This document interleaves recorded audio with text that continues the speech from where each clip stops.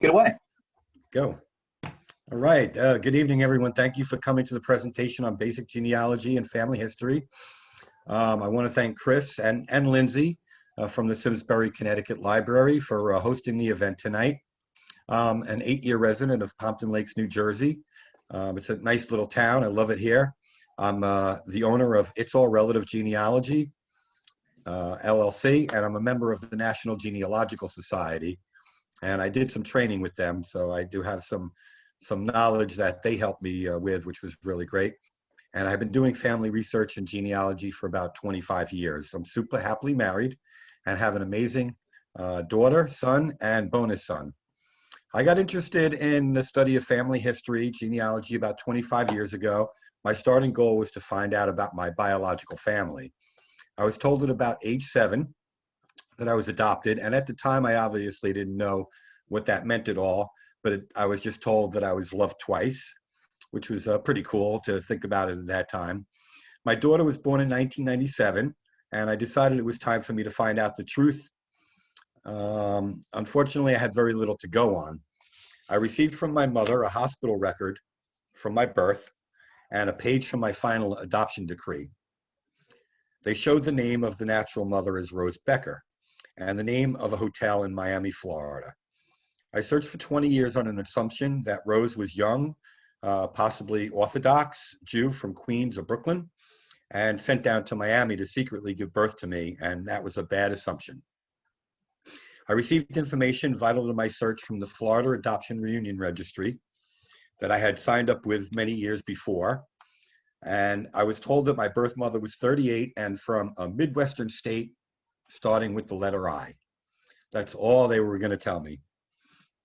I did try to get in touch with New York State. They told me records like non-identifying information that would have told me my mother's eye color, hair color, where she might have been employed as, and things of that were destroyed in the fire. So they got me nothing at all.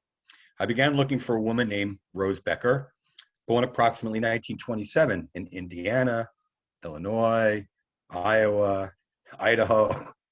I made a lot of inquiries and phone calls, and all to my disappointment. And then I did Ancestry DNA and 23andMe. When I received the results showing no Beckers anywhere, I knew something wasn't quite right. I was DNA matched to a cousin named Norman and got in touch with his wife, who was the family genealogist. And over the next year, I built family trees, placing as many DNA matches as possible into it.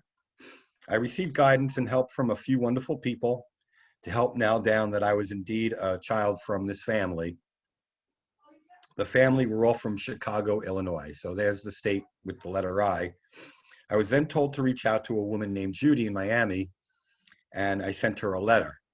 Within 3 days, I got a phone call from a woman named Susan, who told me that Judy is her half-sister and that they share the same mother. I told her my story, and I asked her if she would do an ancestry DNA test for me, and she agreed. And about 8 weeks later, I had not one half-sister, but 2. And the true name of the family and my biological mother, Bella Fiore. To my disappointment, I found that she had passed in 2003, and I have since started a good relationship with Susan. I have also found and met a half-sister on my paternal side, and we have a wonderful, loving relationship. I have found altogether 7 half-siblings. One has passed, the rest are still alive, and I get along with them. And haven't really spoken to a lot of them all the time, but I try to keep in touch with everybody. And I also found 14 nieces and nephews and dozens of cousins. Oh, I hope you enjoy I hope everyone will walk away with understanding of fundamental basic family history and genetic concepts that might help you in your own discoveries. And we also have time afterwards for a question and answer session. And I hope you will enjoy. And I'm going to start sharing my screen.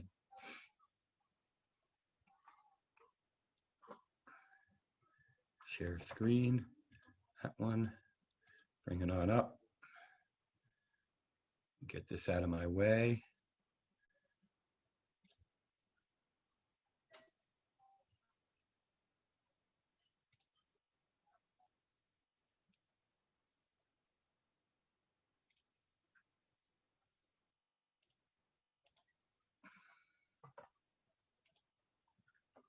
Okay, everybody can hopefully see that.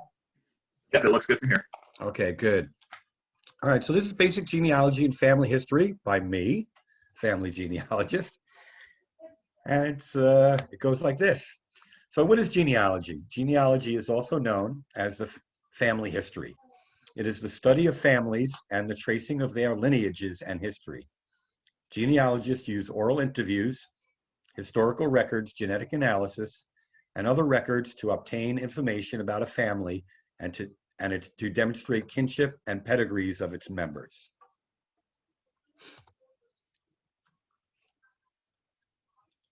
How to start, the basics. Where do you start? What information do I already have?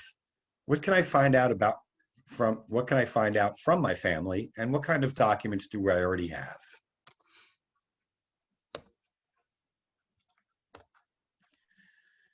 Where do I start? Talk to your family.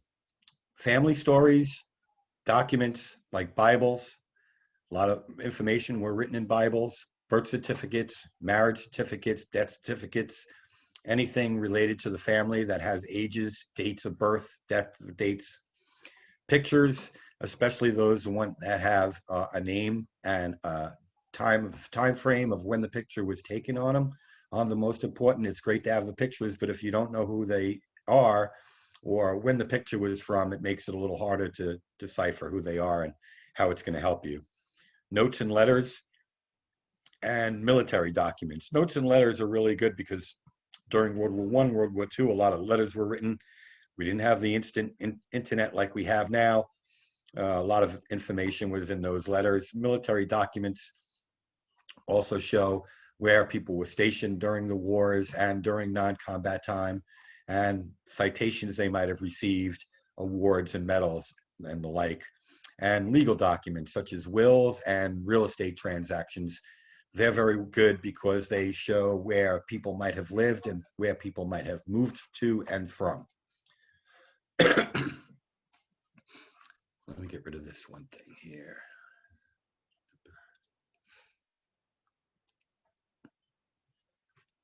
Okay. So this is what's called a pedigree chart. This is where you would generally want to start. When you have some information about your family, you would put it on this sheet. It starts off with you here, and you put your information, and there's a little, it deciphers exactly what everything is for you: birth, marriage, place where they live, death, and where they died. And then you would add your parents, you would add your mom, your dad here, your mom here, and then you would work on your way down through history to your grandparents and then your great-grandparents. And you can find this chart online. You can see where I got it from the National Genealogical Society. They are free. You can find them pretty much anywhere online. Just put in a pedigree chart and you can print them out and start using them for yourself if you're starting a project.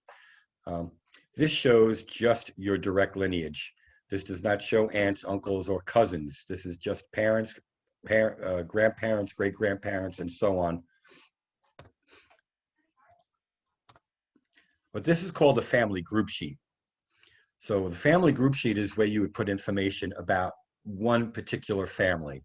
Let's say your mom and your dad, and then you would have your children listed in it. And then if you have an uncle, you would have that person's name as mother and father, and then at the bottom would be your cousins. And you would do this for every family member, and you can use it to keep track of the family if you want to put the information into an online family tree, or if you want to build one by hand as we used to do in the old days. This will give you the information that you need to start the family tree and keep track of the information that you're looking for. DNA doesn't lie, only people do. One of my favorite sayings now. I have found that when it comes to family stories that were true, that were passed down to clients, most turned out to be untrue or incorrect. My sister Linda was told all kinds of stories concerning our father, and I decided to use DNA first and ignore the stories. I also ignored any names that she gave me. I didn't want any names, I just wanted to go by the DNA. I did later find some of the stories to be credible, and I actually found newspaper accounts of some of the stories, and some of them turned out to be true. So the two major DNA testing sites now, the modern ones, are called Ancestry.com and 23andMe. And I'm sure most of you have heard of them. Some of you have probably tested with them. Some of them use them on and off. And they are the two biggest. There are others that I will discuss. They aren't as big. And these are the only two that do they only do autosomal testing. Okay, so what is autosomal anyway? Autosomal genetic testing. Autosomal DNA is a term used in genetic genealogy to describe DNA, which is inherited from the autosomal chromosomes. An autosome is any of the numbered chromosomes, as opposed to the sex chromosomes. Humans have 22 pairs of autosomes and 1 pair of sex chromosomes, the X chromosome and the Y chromosome.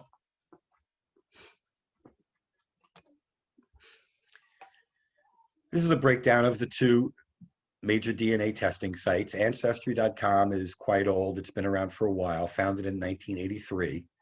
They have over 10 million DNA tests done on people throughout the world that sent their DNA in.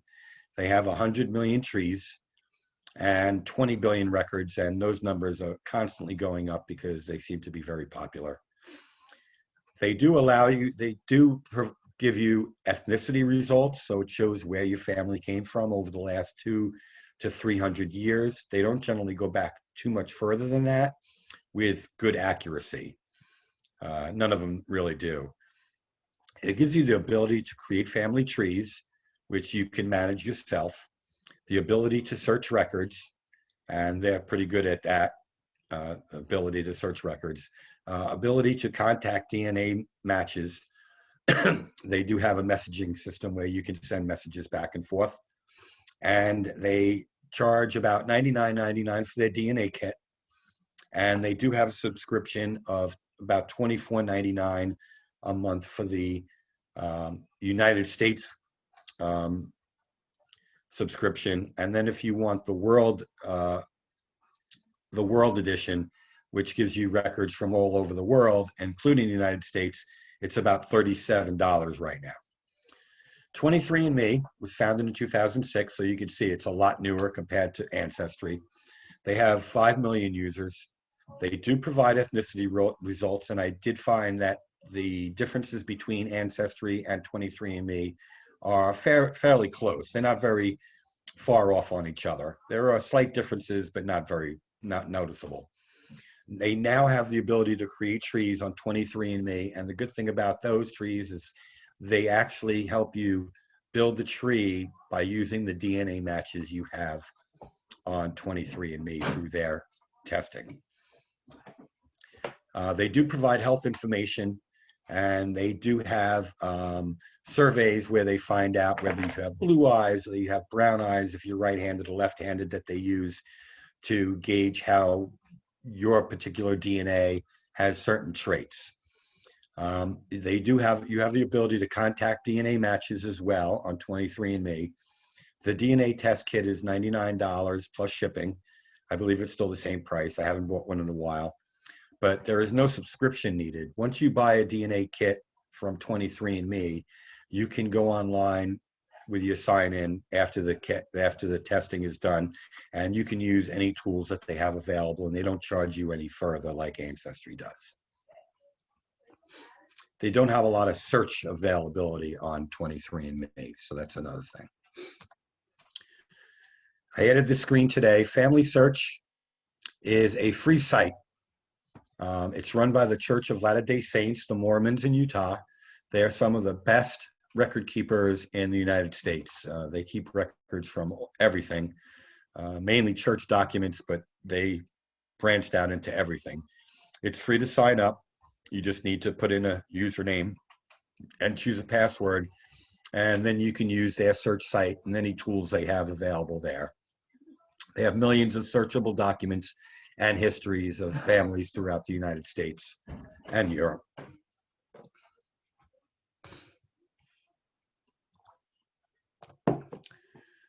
Uploading your raw DNA. Raw DNA is just the file that you get from the DNA testing companies that is raw. You can't do anything really with it on its own, but you can use it and upload it to other websites and other testing company sites that give you a broader range of matches for your family. Genmatch.com is a public DNA database. It is free to use. It was significant in finding out who the Golden State Killer was in the news last couple of years. It happened. They used DNA from 40 years ago to used Genmatch to find out who this person's family was, and they did exhaustive genealogy to find out exactly who the person was. There are some privacy concerns because it is open and public, but there are privacy settings that you can adjust within Genmatch. Obviously, the more private you make it, the harder it is going to be for you to use. Family Tree DNA is also another DNA testing company like Ancestry and 23andMe. They do a lot of different testing. And they do also Y-DNA testing and mitochondrial DNA testing, which is for Y is for your father's side, and mitochondrial mtDNA is for your mother's side, where they specify which genes they're looking for and which matches you're going to get from that testing. I go into that on another DNA program that I'm going to be having soon. So if anybody's interested, just send me an email and I'll get you the information to the library I'm doing that with. MyHeritage is also like, it's pretty much the third largest of all the DNA testing sites. And a lot of it is used in Europe because Ancestry doesn't have a lot of Europe-based testing. So MyHeritage turns out to be one that a lot of people in other parts of the world use. Living DNA also is another testing company and family tree company.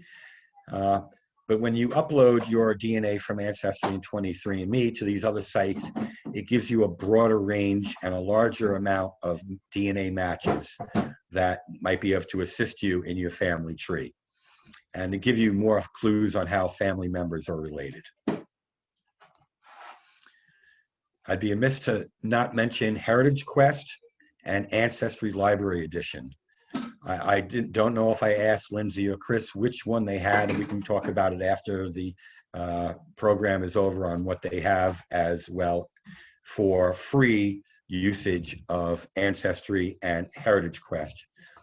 They are free to the public based on libraries' usage and ownership of them. They have limited access to Ancestry products. You cannot build a tree on them because it is for personal use, for public use. And there's no subscription required because it's free through the library. So just contact your local library for details. They'll let you know what they have, and I'm sure Chris will let us know at the end of the program. Some of the other places that I get a lot of great information about family members and about histories throughout and to help me build family trees. One is newspapers.com. They have over 16,000 newspapers from the 1700s all the way till modern times, and they add more all the time. They charge about $19.99 per month to have that subscription. A lot of people have it for a little time and then they unsubscribe and then come back to it if they need it. I definitely do that. Fold 3 is features premier collections of original military records. These records include the stories, photos, personal documents of the men and women who served in the military. Many of the records come from the United States National Archives, the National Archives of the United Kingdom, and other international records. Premium membership is about $80 a year, and someone told me on a recent presentation they charge $8 a month, which comes out to a little more than $80 a year. But I think if you buy a year subscription, it is a little cheaper, like if you do that with most of the items, most of the places to do searching. If you buy a year subscription, which costs you a little more up front, but saves you money overall per month. Another place I get a lot of interesting information about the families and the groups of families that I'm looking for are family web pages and groups. Many people create web pages and groups to provide information for family members. Some are private, some are public. If you want to get into them and they're private, I think all you have to do is send them an email, and I'm sure they'll let you join. Some are very detailed and some are not. Some details shown in web pages may include family trees birth, death, and marriage details, stories and pictures, and anything you can find might be helpful in your search and your trees. This is one of the group websites that I join. Let me hide this again. This is called the Burgenland Punch News. This is a group of family members in the Austrian-Hungarian area.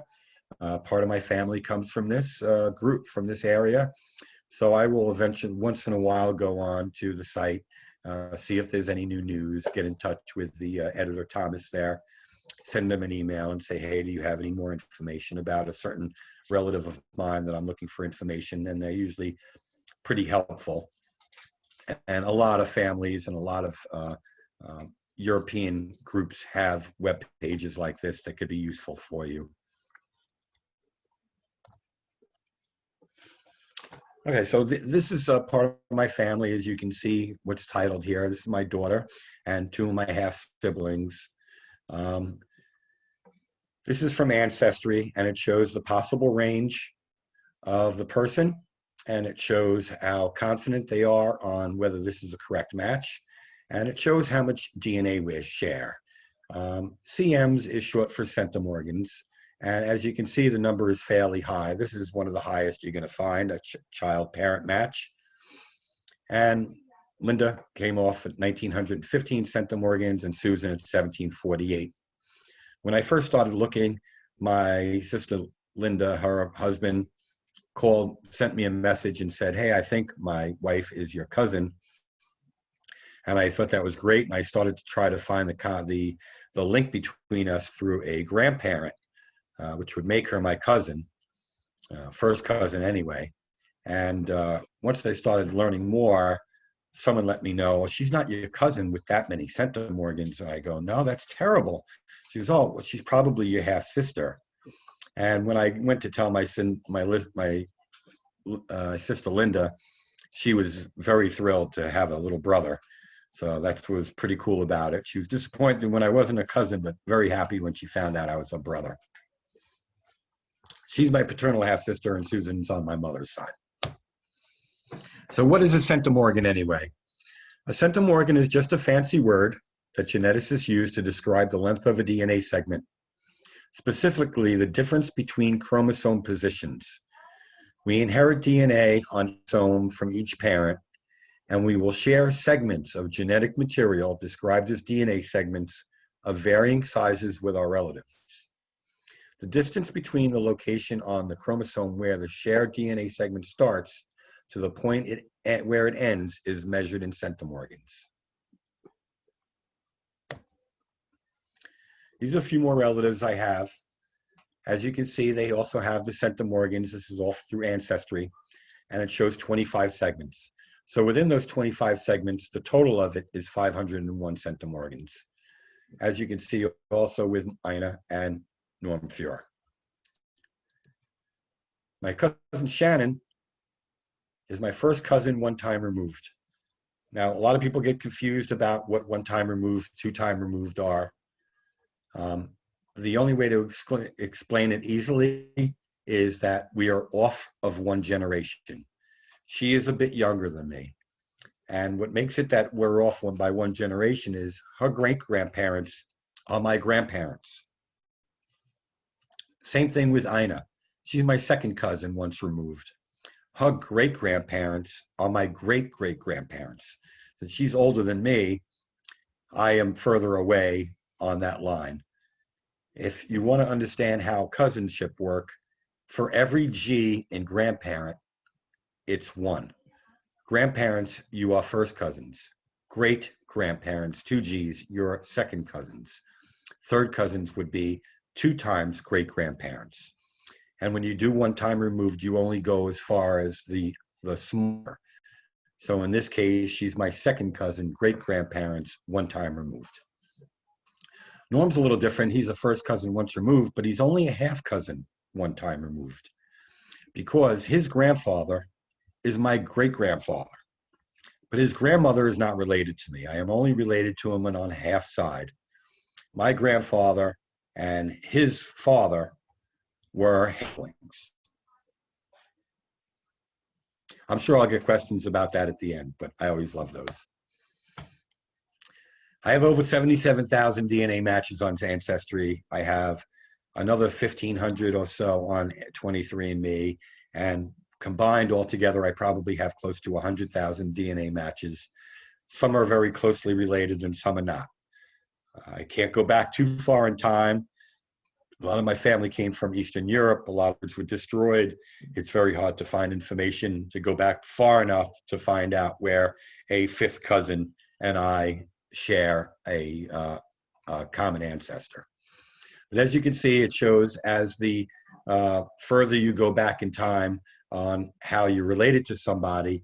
He is my third cousin. We would share 2 times great-grandparents, great-great-grandparents, and it shows how the Centum organ numbers go down as you get further and further away to the common ancestor. Understanding centum organs, CMs is abbreviated. This is a chart. You can get this also online. It's pretty readily available. And it shows the average amount of centum organs you would share somebody at that level. It also shows you the high end and the low end of the spectrum for the relationship that you possibly have based on the centum organs. And as you see, as you go back further in time, once you get to even second cousins twice removed, which is 2 generations from your great-great-grandparent, there's a possibility at 0 that you would not share any DNA with these people. Sometimes it's a very small number, but usually there's a little bit. But there's also a chance that you might not have gotten any DNA from that person. Family trees are one of the most important tools that I use to do research. They build the story, the story back into the past and show relationships and family units. I have a client that has a family tree tracing back to mid-1600s New England. Some of his family were some of the first founders of the small towns in Connecticut. Family trees show the breakdown of the entire family as a whole, including pedigree family and extended family.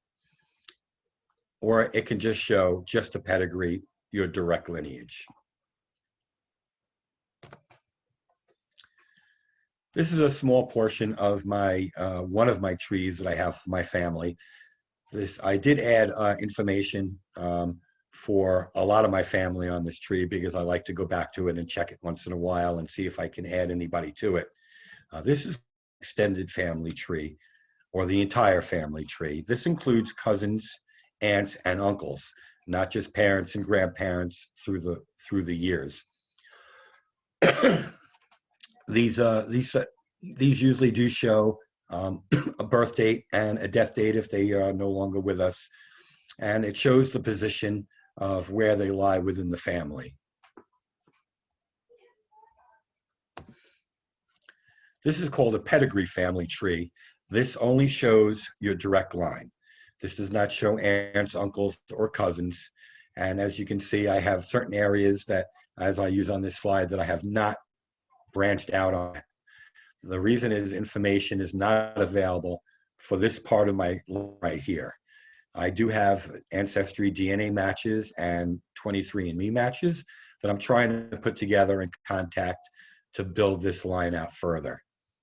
I have further than this on some of my trees, but as you can see, it can get pretty exhaustive once you see how far you can go back, because you have 2 parents, you have 4 grandparents, 8 great-grandparents, 16 2 times great-grandparents, and 32 3 times great-grandparents, and every generation doubles that number. So when you finally get to your ninth time great-grandparents, you have over 1,000 people, 1,024 people that make up your 9th great-grandparents. So if you go back that far, you're going to have a very big tree. What kind of information should I add to the family tree? My answer to that usually is anything you can or want to. Birth records, baptisms, marriage, death, census records, military records, immigration records, city directories, information from family trees. Now, when you go on to Ancestry and you see that a hint comes up and it says this person in their tree has information on your family, or your family is within their family tree, be careful of wrong or false information. Once you start adding wrong information to your tree, it propagates the problem of wrong information flowing into everybody else. Because if you grab it from somebody else and it's wrong, somebody else might grab it from you and keep the same wrong information growing. That's one of the biggest things that I see a problem with, when people grab information just from trees and don't look back at death records and census to make sure that the information that they're grabbing is correct. They just build a tree based on what everybody else has, and it might not be right. This is my grandfather. This is my maternal grandfather, Joseph, and this is from Ancestry. And the good thing about Ancestry that I really like is that it actually shows you facts. It shows you when they were born, and it gives you a timeline. As it goes down further, I'll show you a little more of each slide. It goes down in time and shows actual times and dates of when things happen. It also allows you to add and put on there sources, places you got the information. This way I can go back and say, okay, so in the 1920 census, what information do I have from this that I know is correct, and use it on my tree? And it also shows you the family, a breakdown of who the parents are, the siblings, and the children. So it's also easy to go back and see how the family is related to each other, when they were born, when they died, when they came here, and all that information. It gives you the ability to do a search just on Ancestry for that person, or you can use the hints, but always make sure hints line up with the information you already have. Don't just grab information believing because Ancestry says it's a hint that it's correct. This is a continuation of that same line, that same person. And as you can see, it shows you the date and time of things happening, his marriage to my grandmother, the birth of some of my aunts and uncles, the birth of a half-brother, and the death of his mother back in 1892. So I was able to go pretty far back on this one. Not as far as I'd like to, but it's not that bad, considering it's from Eastern Europe in the 1800s. It's a lot of records from. But it also shows where I got some more of my information from, including US directories, which are telephone books. Some of us are old enough when we had to look through a book to find a phone number, or for a business or an address for someone that we were looking for, and then use a telephone home on it. Now we just go into our phone and hit mom, and there's the number. It made it very simple these days, but a little lazy in my thinking. It also shows all the children my grandfather had, including the baby, Bella, who is my biological mother, and my aunts and uncles. This is the bottom part of that same sheet that I have. It's a long one for my grandfather. I did find a lot of information, so I was very happy. And as you can see, I have something listed as, I know this is wrong. Okay, the main thing about it is I have a second arrival date for him. Unless he left the country and came back, and this is a second arrival, I do know that he was already here in St. Louis in 1916, and I'll show you why as well. That I left this on this screen just to show you, on this slide, just to show you that not everything is always going to be correct in your tree. There are ways of fixing it. I leave it as just a demonstration that you can always have something wrong in your tree. And I know for a fact that he did not arrive in the United States for the first time in 1917. He was already here in St. Louis. He had a child in St. Louis, Missouri, my Aunt Molly, in 1917.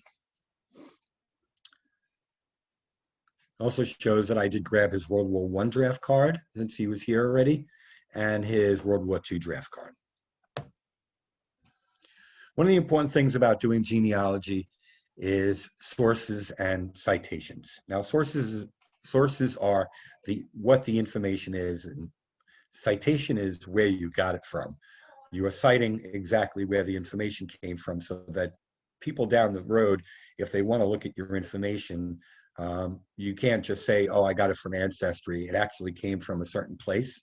So if you were writing a book or publishing, some information about your family, you would want to cite the location that the actual information came from. So this is the detail of the citation, and Ancestry is really good because it gives you the genealogical citation of where the information came from. So this is the 1940 census in Chicago, Illinois, and it tells you the actual page and the enumeration district from where that information came from, the title, the author, who is Ancestry now because they published it, and when they published it and where it was published to. This is a copy of an actual 1930 census from my grandfather, Joseph, and it does show him as head of household, and it shows that he pays rent of $25 a month. Now, wouldn't that be great if we can all now pay that? That'd be a great thing if we only had to pay $25 a month for rent. Now, as you can see, there's a lot of people, and I know that where this apartment is, and it's actually still there, there are a lot of people in this apartment for the size. His neighbor only had 5 people in the apartment, but he was paying $50 a month rent. I wonder if he had a bigger apartment. That would be a great thing to look into. So for half the rent, he had more people in the apartment. It also shows the sex of the person living there, their race, their age at the time of the census, their marital status, when they were married, the age that they were married, and if they attend school. Obviously, my mom down here at the bottom was a baby. She was only 2.5 years old or so. And no, she wasn't going to school because she was too young, and where she was born and where her parents were born.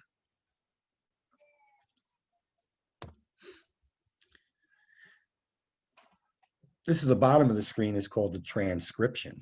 And what it is that somebody went along and said, well, let's write down exactly and show people what's exactly on the census so that they can read it. A lot of the census reports were written, of course, written by hand. Nowadays, it's all done on the computer. So it's all very easy to read. Years ago, people used pen and paper and went from each house, and they had to write down the information that they were told to write down on the enumeration sheet for each family. I'm sure it was a very exhaustive job going door to door, and they had a certain territory they had to take care of. And a lot of the census are hard to read. This one actually happened to be very easy to read. As you could see that the guy had very decent handwriting, very nice cursive script, and everything came out correct, as I found, with the spelling of names and the location of where they lived on West 15th Street in Chicago in 1930. And they seemed to get everything right because the guy had good handwriting, but you won't always find that. So be careful of the transcription. Names do change based on what people can read on the actual written document. As you can see, this is the 1940 census, and some of it is a little blurry, whether it was the way the picture was taken or whether the guy, whether it got wet in the rain or something like that, who knows. But it does show that the family has gotten smaller, and their rent only went up $35, but they happen to have moved. So you can see that they're now on Ogden Avenue in Chicago. And I did some research, and I did find out it was only a half a mile from the other apartment that they lived in 10 years earlier. And as you can see, people moved out, they got old enough, and they left the household.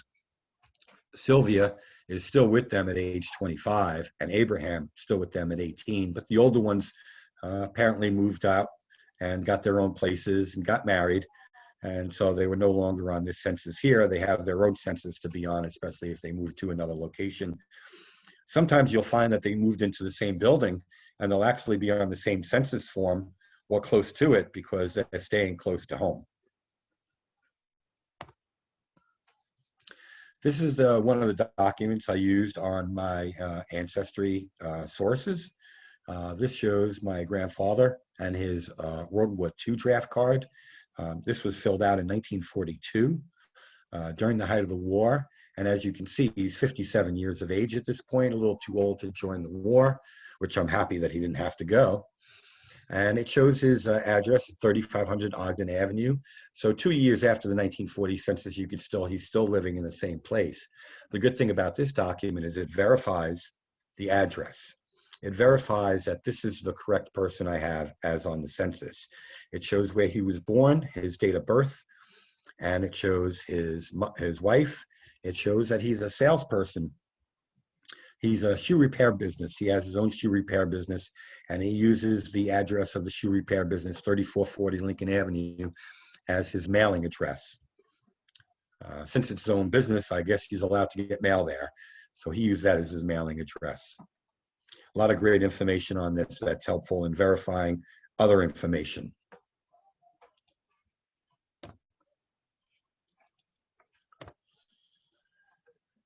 Now, that earlier document where I had listed that he was arriving in 1917, which I know isn't correct. I did have it earlier that showed that he was arrived in 1905, which I know is correct. But I know that 1917 can't be correct because he was doing shoe repair at 1417 O'Fallon in St. Louis, Missouri, in the Gould's Directory of 1916. So that's a great little thing going back that far to see a family member's name in black and white for a directory for a business or for where he worked.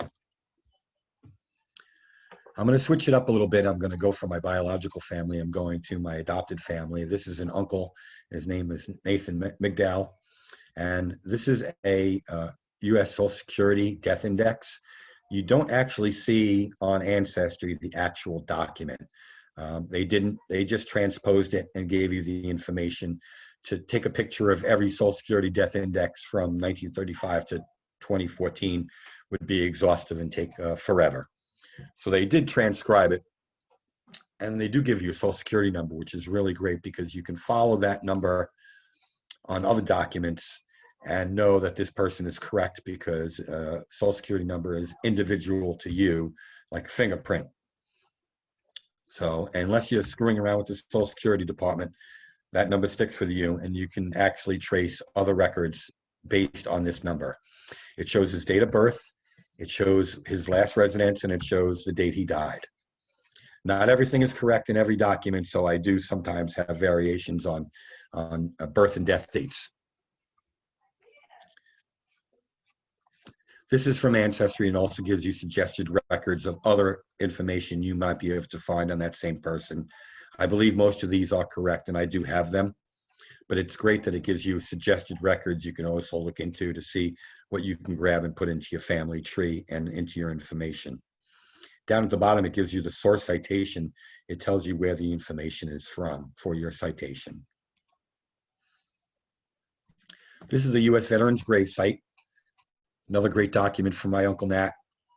He was very gregarious. He was a very fun person to be around. It was great to have him at some of my family functions through the years.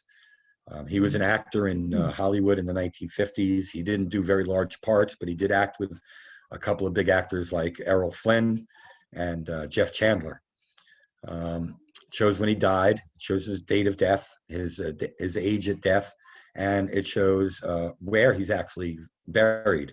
So this information is great. So if I ever get myself out to California, I can actually know exactly because I have the address, the name of the cemetery, and the actual plot. He was a sergeant in the U.S. Army in World War II, and he had a veteran, he did have a military funeral, and I can go and see his exact grave site based on this information from this one document. This is my mom, Bella, picture of her. As I know, this is around 1950 or so, and it's good to tell. You can tell by her age, how young she looks in the picture, and by what she's wearing on her head, and the ornaments she's wearing, and the earrings. You can tell it's about 1950, maybe 1955, the latest. But she's very pretty, and sorry I didn't get to meet her. It's always a chance when you do Ancestry, if you're looking for somebody fairly close in relation to you, that they might no longer be with us. So always remember when you're doing Ancestry, there are good parts and bad parts of it. Sometimes you find things you don't want to find out about, and sometimes you find a lot of good, like finding all my sisters and brothers and aunts and uncles and cousins, which was really great. So I got to meet a couple of my family members. I just highlighted a few of them here. I did meet a couple of other people. One son is my cousin Norman. He's my half first cousin once removed. I took a trip down to Florida, to Orlando, and he's in Titusville. I got to meet with him, with my wife, for a couple of hours on a side trip to see him. I hope I get to see him again. His wife is a huge genealogist. She had eight 3-inch 3-ring binders of documents from the family, which helped me a lot. I wasn't able to grab it all, obviously, but I grabbed what I could. On the other side is my sister Linda, who I met down in Washington, D.C. She came up from Nashville, and I came down from New Jersey, and we had a nice 3 days visiting our nation's capital and going to a lot of monuments together, spending time in the pool and getting to know each other better. And we had a lot of fun, and I pretty much talk to her almost every day now. This is my information. Everybody who's in here would like to take it down.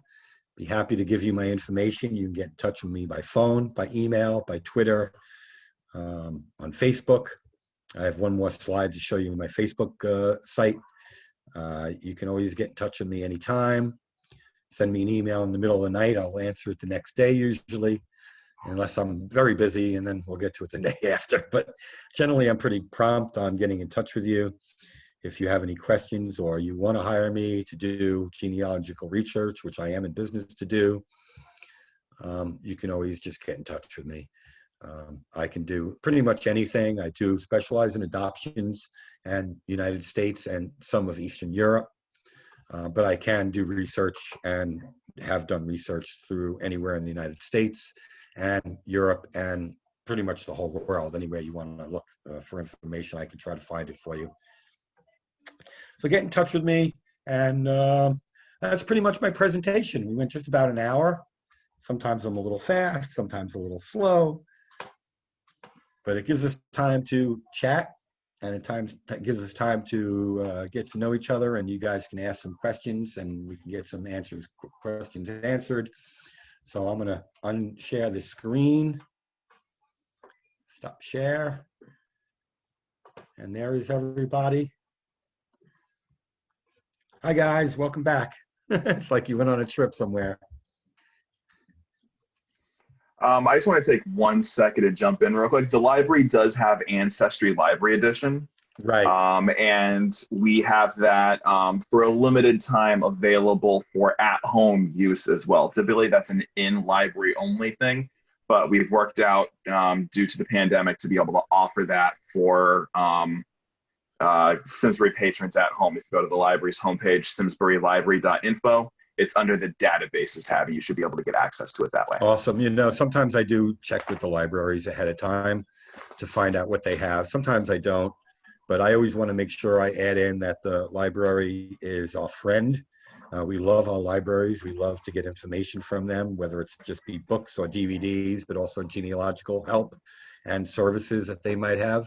So I just always want to make sure that I highlight that you might have Heritage Quest or you might have Ancestry Library Edition. Some have a site called ProQuest, which is similar to everything else. So that's really great. Does anybody have any questions they want to verbalize? Or you want to read right from the, if there's anything on the chat window? Hope everybody enjoyed the presentation and got some good information from it. Yeah, it's great. Anybody else out there? I Got love some answering thank yous in the chat. Yeah, I saw them. They popped up on me. That's pretty good. I always like seeing that.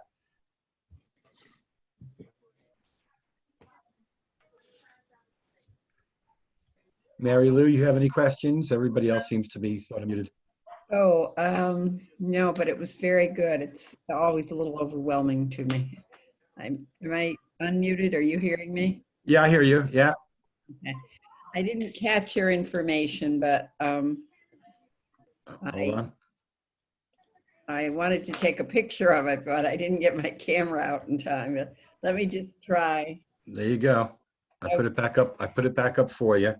Thank you. I'm going to try to take a picture of it. Yeah, I usually tell people to do that. It's usually a good way of grabbing the information. That way you have it already. Great.